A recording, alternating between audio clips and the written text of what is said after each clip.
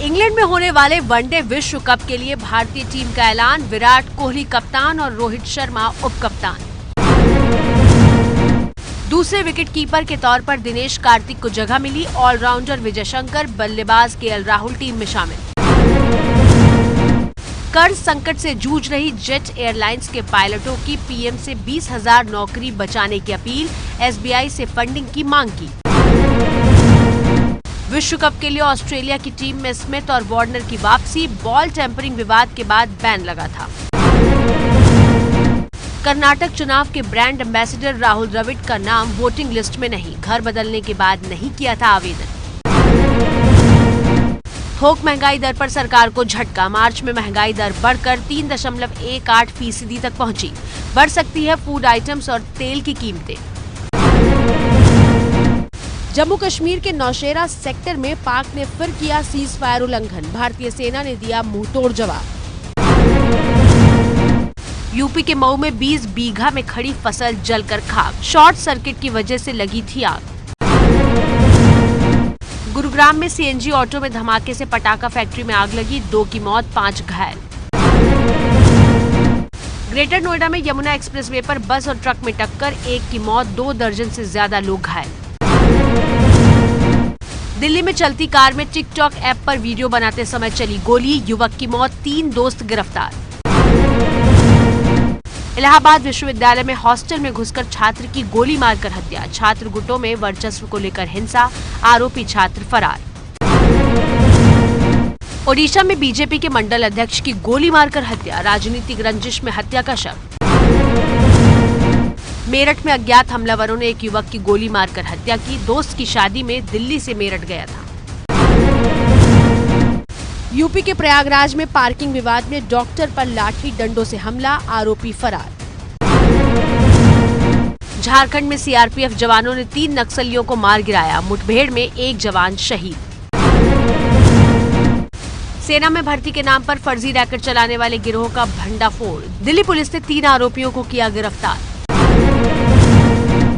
तमिलनाडु के कोयम्बटूर में अवैध शराब की बड़ी खेप जब्त, चुनाव में चेकिंग के दौरान तमिलनाडु पुलिस और आईटीबीपी ने पकड़ी अवैध शराब।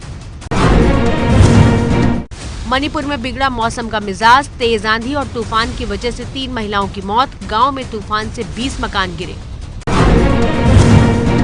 इस साल सामान्य रहेगा मॉनसून, 96% तक बारिश, मौसम विभाग ने जारी किया पूर्वानुमान। दुश्मन पर 1000 किलोमीटर तक मार करने वाली स्वदेशी मिसाइल निर्भय का सफल परीक्षण। संकट से जूझ रहे जेट एयरवेज को एक और झटका, 19 अप्रैल तक सभी अंतर्राष्ट्रीय उड़ानें बंद की। पंजाब के जालंधर में आईपीएल सट्टेबाजी गिरोह का भंडाफोड़, 7 सट्टेबाज गिरफ्तार, सट्टेबाजों के पास से 18 मोबाइल फोन और 2 लैपटॉप बरामद। आईपीएल में मुंबई और बेंगलोर की टक्कर जारी, मुंबई टॉस जीतकर पहले गेंदबाजी कर रही है। पैसे के लिए तरसेगा कटोरे वाला पाकिस्तान, आईएमएफ से राहत पैकेज में मिलने में देरी होगी। चुनाव आयोग ने सीएम योगी पर 3 दिन और मायावती पर 2 दिन प्रचार करने पर रोक लगाई, दोनों ने विवादित बयान दिए थे। बीजेपी ने गोरखपुर से भोजपुरी स्टार रवि किशन को टिकट दिया, गोरखपुर सीट उपचुनाव में एसपी बीएसपी गठबंधन से हार गई थी बीजेपी। जूता कांड के सांसद शरद त्रिपाठी का संत कबीर नगर से बीजेपी ने टिकट काटा, गोरखपुर से मौजूदा सांसद परवीन निषाद को यहां से उतारा है। जया प्रदा ने चुनाव आयोग से आजम खान के चुनाव पर रोक लगाने की मांग की, विवादित बयान के लिए आजम खान पर केस भी दर्ज हुआ। अभद्र बयान पर आजम खान ने कहा, मैंने किसी का नाम नहीं लिया, लेकिन अब बीजेपी ने मुलायम अखिलेश से भी माफी की मांग की। यूपी के फतेहपुर सीकरी में राहुल और प्रियंका ने न्याय प्रचार रथ को रवाना किया। फतेहपुर सीकरी की रैली में राहुल ने कहा, टीवी खोलो तो मोदी, रेडियो सुनो तो मोदी, सड़क पर भी मोदी के पोस्टर, इतने प्रचार का पैसा कहां से आया। सुप्रीम कोर्ट ने पूछा, राफेल पर हमारे फैसले को तोड़ मरोड़ कर राहुल गांधी ने राजनीतिक इस्तेमाल क्यों किया, 1 हफ्ते में जवाब दें। मोदी पर जाति वाले हमले के खिलाफ बीजेपी ने चुनाव आयोग में शिकायत की, राहुल और कांग्रेस पर कड़े एक्शन की मांग की। अमर सिंह ने आजम खान को कहा राक्षस, तो बीजेपी एमएलसी एनके यादव बोले आजम मुलायम अखिलेश के पालतू आदमी हैं। बीजेपी के पूर्व केंद्रीय मंत्री राजीव प्रताप रूडी ने आज सारण लोकसभा सीट से अपना नामांकन भरा। अलीगढ़ की रैली में मायावती बोली नमो नमो वाले जा रहे हैं, जय भीम वाले आ रहे हैं, ये असली बजरंगबली वाले हैं।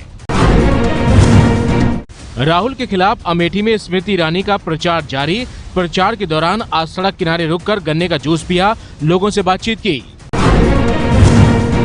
एसपी अध्यक्ष अखिलेश ने आजम खान का बचाव किया, बोले आजम ने नहीं लिया किसी का नाम, आरएसएस की ड्रेस पर साधा था निशाना।